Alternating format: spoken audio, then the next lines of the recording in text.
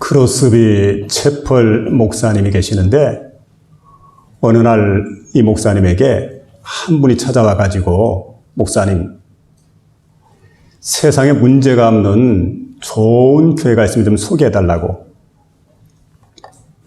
그래 목사님이 생각을 합니다. 그리고는 이렇게 대답을 하게 됩니다. 왜 그런 교회를 소개받으려고 합니까? 그런 교회에 있으면 제가 그 교회 다니려고요. 아, 그렇습니까? 근데 세상에는 문제없는 교회가 있을 수가 없습니다. 왜냐하면 교회를 다니는 모든 사람들이 온전하지 못하기 때문이지요.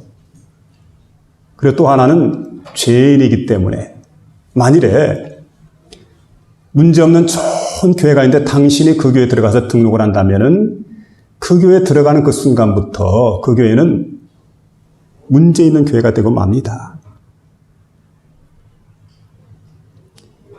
여러분, 환자 없는 병원이 세상에 어디 있겠어요?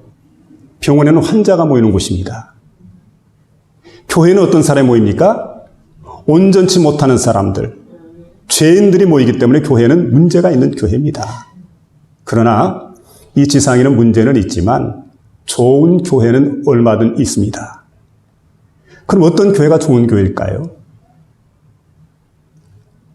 좋은 교회라고 한다면은 그리스도 예수를 온전히 주인으로 모셔드린 교회, 그리고 주님 한 분만을 높여드리는 교회, 그리고 그 주님의 뜻을 위해서 성령 안에서 성도를 온전케 하고 봉사일을 하게 하고 그리고 교회를 세우고 그리스도 예수의 장성한 분량까지 성도들이 자라가게 될 때 그런 교회가 온전한 교회가 되는 줄로 믿습니다. 그래서 여러분, 우리가 섬기는 하나님의 교회인 이 장목교회가 그런 교회가 될 수 있도록 힘쓰고 애쓰는 저와 여러분이 될 수 있기를 주의 이름으로 부탁을 드립니다. 우리가 성경을 보면 요한계시록에 7개 교회가 나옵니다. 에서버두 사빌라. 무슨 얘기냐면 에베소, 스무나, 버가모, 투아디라, 사대, 빌라델비아, 라우디게아. 소아시아 7개 교회가 이렇게 시계 방향으로 이렇게 돌아가면서 이렇게 교회가 있습니다. 근데 7개 교회의 특징이 다 있습니다. 한마디로 요약을 하면 이렇습니다. 에베소 교회는 처음 사랑을 버린 교회. 서머나 교회는 죽도록 충성한 교회. 버가모 교회는 발람의 교훈을 따른 교회. 두아디라 교회는 이세벨의 교훈을 따르고 그리고 우상을 숭배했던 교회. 사대교회는 살았다는 이름을 가졌으나 실상은 죽은 교회. 라우디게아 교회는 차지도 않고 덮지도 않고 미지근한 교회. 그런데 빌라델비아 교회는 어떤 교회냐? 빌라델비아 교회는 작은 능력을 가지고 주의 말씀을 지키고 그리고 주님의 이름을 끝까지 배반하지 아니한 교회. 이렇게 여러분 7개 교회 가운데 5개 교회가 주님께 책망을 듣게 되고 2개의 교회가 주님께 칭찬을 듣게 됩니다. 그런데 칭찬을 듣는 가운데 빌라델비아 교회는 우리 교회처럼 큰 교회가 아니라 작은 교회, 작은 능력을 가지고도 큰 일을 행하고 주의 이름을 배반치 않고 충성했던 이런 교회였던 걸 보게 됩니다. 그래서 여러분 우리가 빌라델비아 교회를 이제 오늘 본받기를 원하는데 빌라델비아라고 하는 지역은 고원 지역입니다. 높은 고지대. 그리고 여기는 특산물 가운데 포도 농사가 그렇게 잘 됩니다. 포도가 맛있고 질이 좋고. 그런가 하면 상업의 중심지고 농업의 중심지입니다. 그 경제가 그만큼 풍요로웠던 그런 지역이 바로 이제 빌라델비아 지역이었습니다. 그런데 AD 5세기가 됐을 때 소아시아의 아테네라는 그 별명을 갖게 됩니다. 그만큼 그 빌라델비아 지역에는 많은 종교가 성행했고 또 게다가 신전들이 그렇게 즐비했습니다. 하지만 이 빌라델비아에 보니까 빌라델비아 교회, 이 교회가 끝까지 믿음을 지키는 그런 그 좋은 교회, 참 은혜로운 교회, 복된 교회가 되었기 때문에 소아시아 지역의 이슬람 교도들에 의해서 완전 이슬람화됩니다. 모든 도시들이 이슬람화되게 되는데 끝까지 남아있던 지역이 어디냐? 바로 빌라델피아 교회가 지켰던 빌라델피아라고 하는 도시는 1329년까지 기독교 도시로 남게 됐다는 거예요. 그러다가 17세기가 됩니다. 이때 지진이 일어났는데 인근에 있는 10개 도시와 함께 빌라델피아 지역이 완전히 폐허가 됩니다. 그리고 그때 새로운 이름을 받게 되는데 네오 가이사랴라고 하는 이름으로 불려지게 되었다가 현대 이름은 알라세이르라고 하는 이름으로 이제 불려지게 됩니다.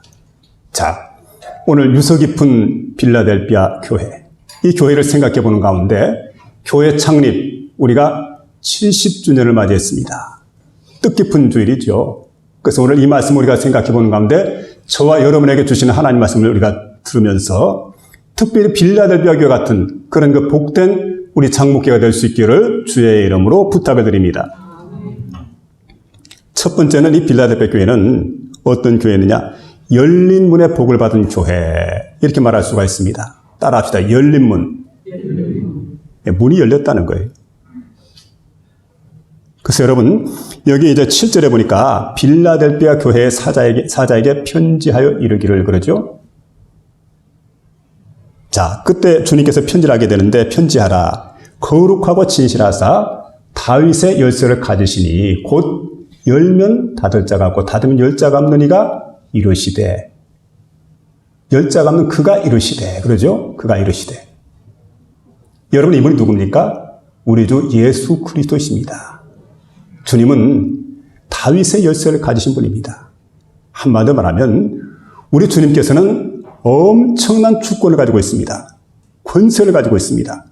그리고 다스리시는 그런 주님이신데 우리가 잘 아시는 마태복음 28장 선교적 명령을 주시고 있는 18절 이하에 보면 예수께서 나와 일러 이르시되 하늘과 땅의 모든 권세를 내게 주셨으니 이렇게 말씀합니다. 여러분, 그때 그 주님께서는 부활하신 주님이십니다. 하늘과 땅의 모든 권세를 내게 주었다. 우리 예수님께서 인류의 모든 죄를 지고 대속의 죽음을 죽으셨습니다. 십자가 위에서. 그리고 예수님께서 사흘 만에 부활하셨어요. 부활하신 그 주님께서 어떻게 됩니까? 권세를, 하늘과 땅의 모든 권세를 가졌다. 빌립보서 2장 5절에 보니까 이렇게 말합니다. 그러므로 하나님이 그를 지극히 높여 하늘에 있는 자들과 땅에 있는 자들과 땅 아래에 있는 자들로 모든 무릎을 꿇게 하시고. 여러분, 하늘에 있는 권세자들, 땅에 있는 권세자들, 땅 아래에 있는 모든 권세자들이 그리스도 예수의 이름 앞에 무릎을 꿇게 하셨다. 여러분, 엄청난 주권과 능력과 권세를 가진 그 주님께서 빌라델피아 교회에게 열린 문을 주셨다. 이렇게 말씀해 주고 있습니다. 문을 열어주었다. 여러분, 주님께서 문을 열어주게 되면 절대 닫을 자가 없습니다. 주님께서 문을 닫아버리면 열 자가 없습니다.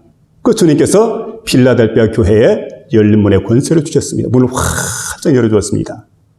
빌라델피아 교회는 천국의 문이 열린 교회입니다. 선교의 문이 열린 그런 교회입니다. 구원의 문이 열린 그런 교회입니다. 그래서 여러분, 날마다 만방에 하나님 복음이 증거되게 되고 엄청난 사람들이 그 복음을 통해서 구원받게 되는 그런 놀라운 역사를 일으켰던 교회, 바로 빌라델피아 교회였던 걸 보게 됩니다. 여러분, 우리 교회가 이런 교회를 본받아야 돼요. 미국의 19세기에는 기독교가 붕괴했던 시기입니다. 굉장히 교회들이 붕을 했어요. 그래서 성도들의 마음에 막 심적 붕이 일어나게 되고. 그래서 이때 엄청난 선교사가 외국으로 이렇게 파송이 되기도 합니다. 그런데 당시에 미국의 뉴 잉글랜드 지역, 미국 북동부죠. 이 지역에 이제 영적 대각성 운동이 일어나게 됩니다. 근데 한 번만 일어나는 게 아니고 2차, 3차까지 계속해서 대각성 운동이 일어나게 되는데 이때 중심에 누가 있느냐? 청년들 가운데 사무엘 밀즈라는 사람이, 그리고 제임스 리처드라는 사람이 그 중심에 서 있었습니다. 그들은 성령의 큰 은혜를 받게 됩니다. 그리고 난 다음에 친구들인 그 대학생들을 모았습니다. 그리고 기도회를 조직을 했습니다. 함께 기도를 합니다. 근데 어느 날 들판에서 이렇게 기도를 하는데 큰 비가 몰려옵니다. 들판에서 비를 맞고 기도를 할 수가 없어가지고 이 기도했던 청년들이 다 달려갑니다. 가다 보니까 건초더미가 있습니다. 건초더미 속으로 들어갔는데 5명의 청년, 그 학생들이 함께 마음을 모아서 정말 하나님께 간절히 기도하는데 성령의 은혜를 그들이 받게 됩니다. 그리고 성령께서는 그들에게 환상을 보여줍니다. 그리고 그들에게 꿈을 보여주게 됩니다. 이게 뭐냐면 앞으로 아시아 지역에 복음의 문이 열리게 된다. 모슬렘권 지역에도 복음의 문이 열리게 된다. 이런 복음의 문이 활짝 열릴 것을 그들에게 말씀해 주십니다. 이때 사무엘 밀즈가 자리에서 일어나서 이렇게 외치게 됩니다. 우리가 하려고 하면은 할 수 있다.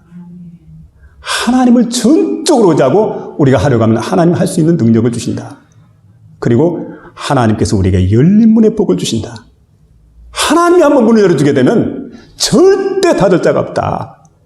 그렇기 때문에 지금 어둠의 세력 가운데 사로잡혀 있는 아시아 지역에, 모슬렘권 지역에 하나님 복음을 들고 나가서 이 복음의 빛을 비추자. 그러고 나가서 하나님 복음을 전할 것을 이렇게 다짐하면서 기도를 계속하게 되는데 사람들의 수가 계속해서 불어나게 됩니다. 나중에는 많은 사람들이 기도를 하게 되고 이 기도에 동참하게 되고 그리고 수없이 많은 사람들이 선교사로 파송이 되게 되는데 이때 미국에서 2만 명의 선교사가 세계 각국으로 이렇게 파송이 됩니다. 전 세계로. 지금도 세계에서 가장 많은 선교사를 파송한 나라가 미국인데 4만 5천 명의 선교사가 파송이 되어져 있습니다. 하나님은 그 청년들의, 그 학생들의 간구를 들으셨습니다.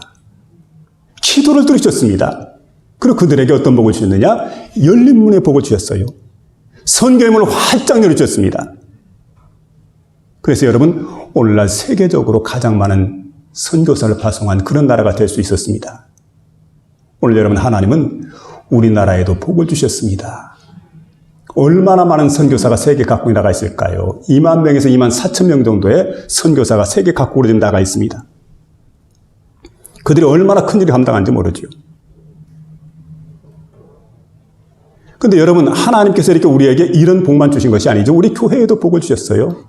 하나님께서 열린 문의 복을 우리에게 주셨는데 헌신하는 자들, 충성하는 자들, 하나님 말씀대로 살기 위해서 힘을 쓰고 애를 쓰는 자들, 그런 자들이 많아질수록 하나님은 계속해서 우리에게 문을 열어주십니다. 하나님은 우리에게 구원의 문을 열어주십니다. 하나님은 천국의 문을 우리에게 활짝 열어주십니다. 선교의 문을 열어주십니다. 여러분, 얼마나 많은 사람들이 헌신된지 모르죠. 우리는 처음에 시작할 때는 뭐 별것 아닌 것처럼 생각했는데 하나님의 은혜 가운데 인도에도 지금 16번째 교회를 세우려고 준비 중에 있습니다. 하나님이 하신 일입니다. 꿈 같은 일입니다. 그리고 지역사회도 하나님이 문을 열어주시고 우리가 지역사회 주민들과 섬기고 식사를 가서 봉사하기도 하고 그리고 문상을 가기도 하고 뭐 이런 일을 통해서 지역사회가 대단히 가까워집니다. 하나님은 우리에게 구원의 문을 열어주시고 전도의 문을 열어주시고 선교의 문을 계속해서 열어주시고 천국의 문을 계속해서 열어주시고 또 그뿐입니까? 성령 충만의 문도 열어주시고 복의 문도 열어주시고 치유의 문도 열어주시고 그래서 여러분 모일 때마다 치유의 역사가 또 나타나는 거예요. 하나님께 예배할 때마다 각색 병자들이 질병들이 떠나가고 하나님의 영광이 이곳에 나타나게 되고 하나님의 은혜가 선포되는 그런 복된 교회가 여러분 되어질 때 얼마나 참 감사할 일입니까? 우리가 헌신된 사람이 되어지게 될 때, 충성하는 사람이 되게 될 때, 그리고 이 복음 들고 나가서 하나님 복음의 증인이 되게 될 때 이와 같은 복된 역사가 일어난다는 사실을 믿으며 살아가는 저와 여러분 될 수 있기를 주의 이름으로 부탁을 드립니다. 두 번째는 주의 이름을 배반하지 않는 교회인데 따라합시다. 주의 이름을 배반하지 않는 교회. 8절에 보니까 내가 내 행위를 아노니 작은 능력을 가지고도 내 말을 굳게 지켰다. 이렇게 말씀합니다. 작은 능력을 가지고도 내 말을 굳게 지켰다. 여러분, 저는 이 말이 얼마나 은혜가 되는지 모릅니다. 우리는 생각할 때 이런 생각을 하죠. 하나님은 작은 것에는 관심이 없어. 크고 광대하고 위대하신 하나님이니까 하나님의 시선에는 큰 것만 좋아할 거야, 하나님은. 그런데 성경 읽다 보면 깜짝 놀랍니다. 그렇게 생각하고 성경이 있는데 성경 읽다 보니까 여러분, 많은 재산을 가졌던 부자는 하나님의 이름을 몰라요. 이름을 기억하지 않아요. 그냥 부자라고만 기록되어 있어요, 성경에. 그런데 여러분, 재산 하나 없고 몸이 병들어서 그냥 거지가 되었어요. 얻어먹고 사는 이런 거지였는데 얼마나 몸이 병들어서 헐었던지 헌데를 앓고 있는데 개들이 와서 그걸 빨아주고 개가 친구가 됩니다. 사람이 친구하고. 그랬던 사람, 나사로라는 사람이 있는데 하나님은 나사로의 이름을 기억하고 있어요. 나사로. 그분이 바로 누굽니까? 하나님이십니다. 100마리 양이 있는데 건강한 양, 강한 양들, 잘 먹고 잘 사는 양들 100마리를 99마리를 양 우리에 놓고 한 마리, 이 못난 양입니다. 힘없는 양입니다. 길 잃은 양입니다. 작은 양입니다.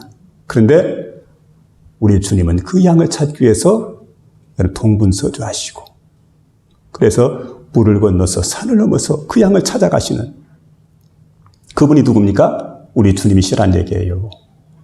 주님은 여러분의 처지를 아십니다. 형편을 아십니다.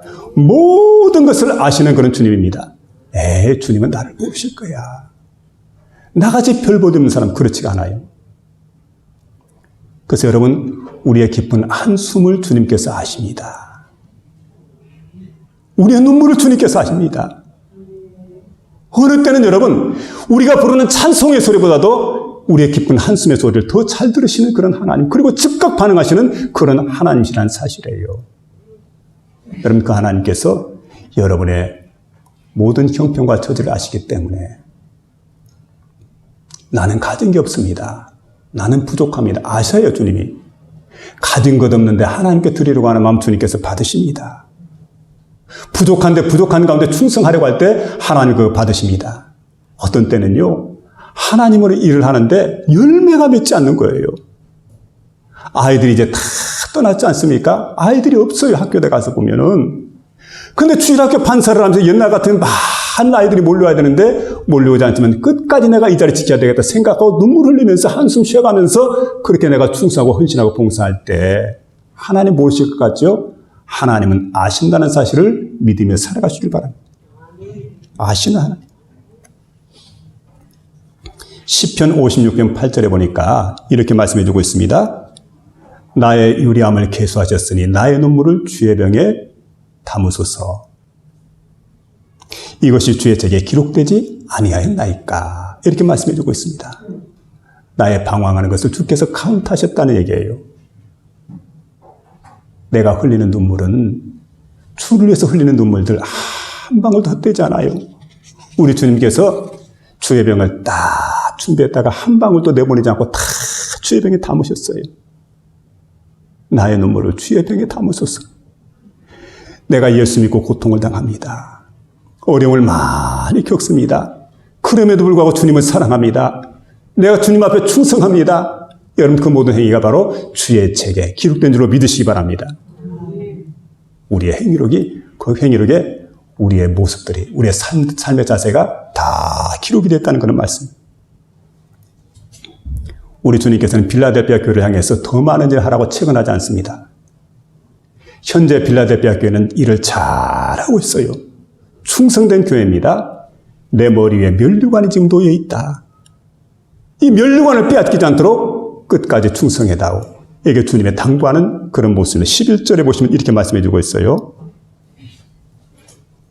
내가 속히 오리니 내가 가진 것을 빼앗기지 않도록. 그러죠.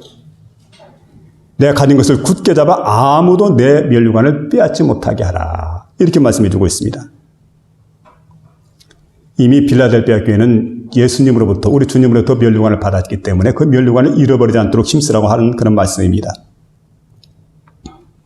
면류관을 잃어버린 이유가 뭐냐면 내가 하는 일이 하찮다고 생각을 해요. 그리고 자기를 비하합니다. 그러나 여러분, 내가 지금 주님께 충성하는 일이 있다고 한다면 그게 하찮은 일이 아닙니다. 너무 소중한 일입니다. 여러분, 최선을 다해서 그 일을 감당할 수 있기를 부탁을 드립니다. 끝까지 그 일을 할 수 있기를 부탁을 드립니다. 중간에 포기하지 마세요. 한 난쟁이 고개사가 있습니다. 근데 이 사람은 주특기가 뭐냐면 거꾸로 물구나무를 서가지고 공을 굴리고 접시를 돌리는 것, 이게 주특기입니다. 그럼 하도 신기해서 지나가던 사람들이 동전을 몇 분씩 던져주게 되면 그 돈을 가지고 생활하는 이런 난쟁이 고개사였는데 나이가 들었어요. 온몸이 쑤시고 아프고 이제 더 이상 그 일을 할 수가 없어가지고 그 일도 이제 하지 못하니까 어느 날 신부가 그를 만나서 긍휼히 여깁니다. 그래서 그를 데리고 성당으로 갔어요. 그리고는 그에게 심부름을 시킵니다. 근데 이 사람이 성당에 오고 나서부터 이상하게 그냥 생기를 다 잃어버렸어요, 얼굴에. 그리고 삶의 의미를 찾지 못하고 방황하게 되는데 어느 날 예배에 참석을 했습니다. 근데 그때 들려온 말씀을 가만히 들어보니까 이런 말씀이 들려옵니다. 누구든지 자신이 가진 그 재능을 가지고 그 재능을 하나님께 드리는 자가 하나님을 기쁘게 하는 자라고. 곰곰이 생각해 봅니다. 내가 가진 재능은 뭘까? 아, 그렇지. 접시 돌리는 것, 공 돌리는 것, 그거였구나. 그래. 그걸로 내가 하나님께 재능을 들여서 하나님을 기쁘게 해야지. 생각을 하고 접시를 돌리고 공을 굴리려고 하는데 가만 생각해 보니까 낮 시간에는 사람들이 많으니까 창피해서 그걸 못하겠고 아무도 사람이 없는 새벽의 시간에 일찍이 성당에 와가지고 딱 보니까 그 예수님의 십자가 위에 예수님이 이렇게 달려있지 않습니까? 성당에는 그래요. 예수님이 떡 달려있는데 그 앞에 가서 예수님, 제가 가진 재능은 이것밖에 없어요. 그리고는 거꾸로 물구나무를 서가지고 공을 굴리고 접시를 돌리고 몸을 둥그렇게 말아가지고 제주를 부립니다. 근데 그걸 하고 나니까요, 마음속에 잃어버렸던 생기가 돌아오는 거예요. 그는 최선을 다해서 매일매일 그 일을 했습니다. 그래서 삶의 의미가 뭔지를 알겠어요. 근데 어떤 날 청소부가 청소하려고 일찍이 성당에 가서 보니까 이 일을 하고 있거든. 아이고야, 큰일 났구나 이거. 신부님에게 가서 자초지종을 쭉 설명을 했습니다. 근데 신부가 알았다고. 오늘은 돌아가라고. 다음날 가서 이렇게 봅니다. 가서 보니까 진짜 난쟁이 보계사가 새벽같이 나와가지고 주님의 그 십자가 성상 아래서 기도를 드립니다. 무릎 꿇고 주님, 제가 왔습니다. 제가 가진 재능이라고는 이것밖에 없습니다. 이걸 제가 보여드릴 테니까 잘 보세요. 그리고 즐거워하세요. 그리고는 거꾸로 물구나무를 서가지고 공도 돌리고 또 접시도 돌리고 그리고 몸을 둥그렇게 말아가지고 제주를 부리거든요. 그때 신부가 이대로 두어서는 안 되겠다. 내가 혼을 내야지. 이 친구 세상에 여기가 어떤 자리인데. 그러고 혼을 내려고 나가는데요. 기적이 일어났어요. 기적이. 십자가 위에 매달렸던 예수님이 내려오시더래요.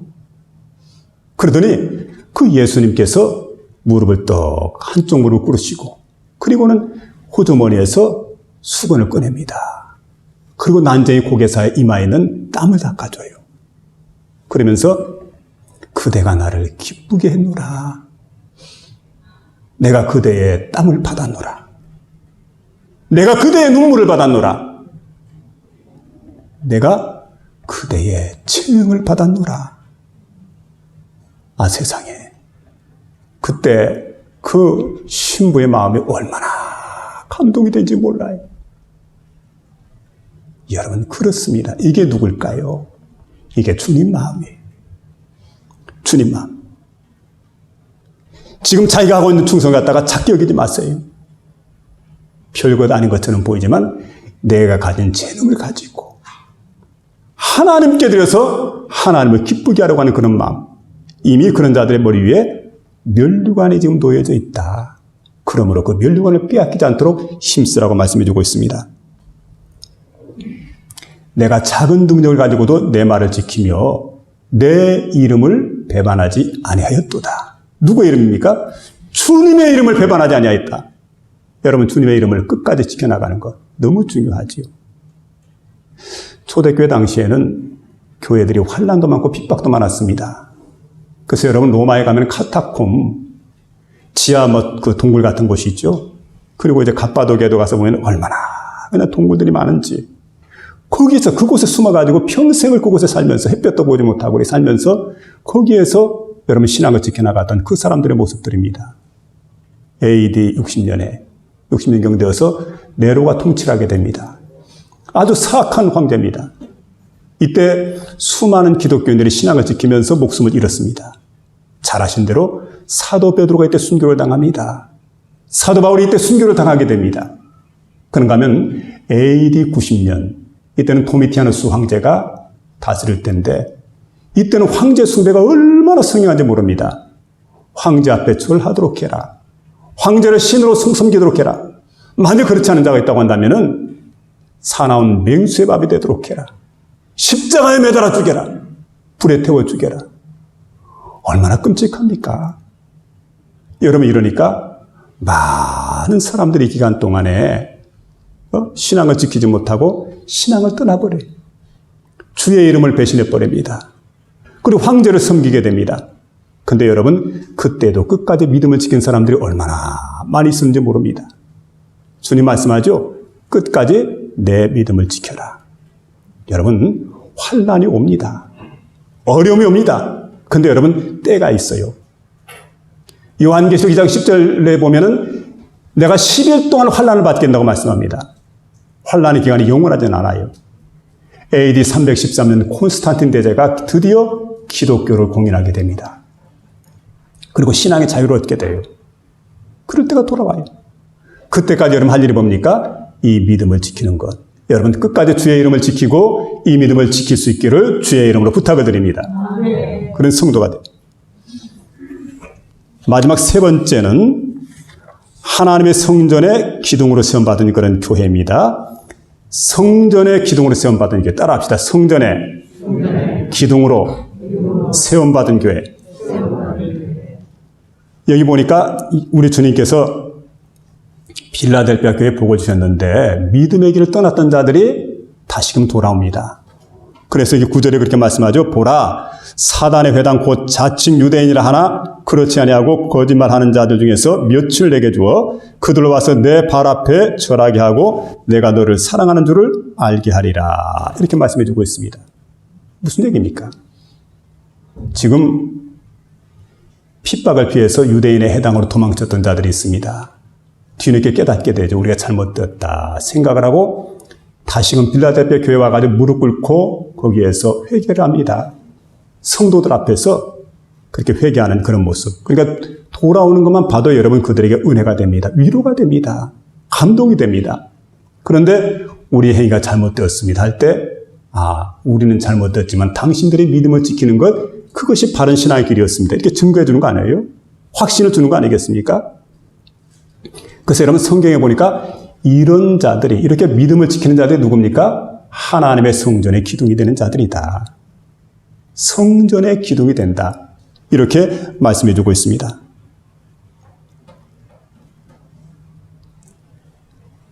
아시아에는 여러 개의 교회가 있습니다. 소아시아에 있는 당시의 대표적인 교회마다 7개 교회인데 그 외에도 많은 교회들이 있었습니다.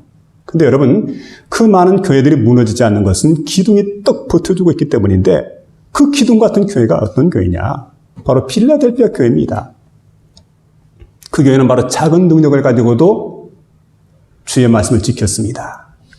주의 이름을 배반하지 않았습니다. 그랬더니 하나님께서 기둥 같은 교회로 필라델피아 교회를 삼아주셨다. 그래서 그 필라델피아 교회 때문에 초대교회가 무너지지 않은 거예요. 소아시아에 있는 교회들이 그대로 버티고 있었던 겁니다. 그런 여러분 작지만 충성하는 그런 교회. 하나님 그걸 기뻐하지요. 우리 여러분 장목교회가 작은 교회지만 주의 말씀대로 행하는 겁니다. 주의 뜻대로 준행하는 겁니다. 그렇게 해도 이 교회 때문에 주변의 다른 교회들이 다 같이 보존되게 되는 기둥과 같은 그런 교회가 될 수 있기를 부탁을 드립니다. 성 프란체스코라는 사람이 중세시대에 살고 있었는데 이분이 중세시대 기둥입니다. 근데 이분은 청빈운동을 일으키고 선교운동을 일으켰는데 당시 교황이 이노센트 3세입니다. 그런데 이노센트 3세가 이렇게 보면서 정말 프란체스코가 하는 행동이 마음에 감동이 됩니다. 안한 교황이지만 정말 나보다 큰일 한다. 이렇게 생각할 정도로 그렇게 그 마음에 감동이 되는데 어느 날 선교회를 조직을 합니다. 그리고 청빈과 선교 운동을 펼치려고 이걸 이제 교황에게 인준받으려고 하는데 교황이 허락하지 않았어요. 그 사람의 삶은 감동이 되지만 그런데 선교라는 건 그렇지 않죠. 그래서 곰곰이 생각하다가 허락하지 않았는데 어느 날 그가 꿈을 꾸게 됩니다. 꿈속에 보니까 로마의 교황청이 막 있는데 교황청 가운데 그 요한 성당이 있는데 요한 성당이 막 무너져 내리는 거예요. 막 무너져 내리는데 근데 마침 그때 프란체스코가 한쪽에서 기둥처럼 성전을 딱 버티고 붙들고 있습니다. 그러니까 무너져 내리는 성전이 무너지잖아요. 그대로 무너짐이 멈춰졌습니다. 그리고 견고하게 서 있습니다. 누군가가 보니까 성 프란체스코입니다. 깜짝 놀랐습니다. 그리고 그 다음에 선교회를 갖다가 조직하도록 허락을 했습니다. 여러분 중세시대 때 기둥 같은 존재가 누굽니까? 사도 바울이 초대교회 기둥 같은 존재들 바로 야고보와 요한과 게바를 이야기했던 것처럼 중세시대 때 바로 기둥 같은 사람 성 프란체스코가 있다는 거죠. 오늘 여러분 이 빌라델피아 교회는 당시에 모든 교회를 떠받들었던 기둥 같은 그런 그 교회였다. 이걸 우리에게 말씀해 주고 있다. 바라긴 여러분 우리가 이런 성도가 될 수 있도록 이런 교회가 될 수 있도록 하나님 앞에서 충성하고 신실한 믿음으로 나가는 복된 심령이 되어야 될 줄로 압니다. 여러분 열린 문이 있는 교회가 빌라델피아 교회입니다. 주의 이름을 배반하지 않았던 교회가 바로 빌라델피아 교회입니다. 그리고 하나님의 성전의 기둥으로 쓰임받은 교회가 빌라델피아 교회입니다. 이런 복된 교회가 될 수 있기를 주의 이름으로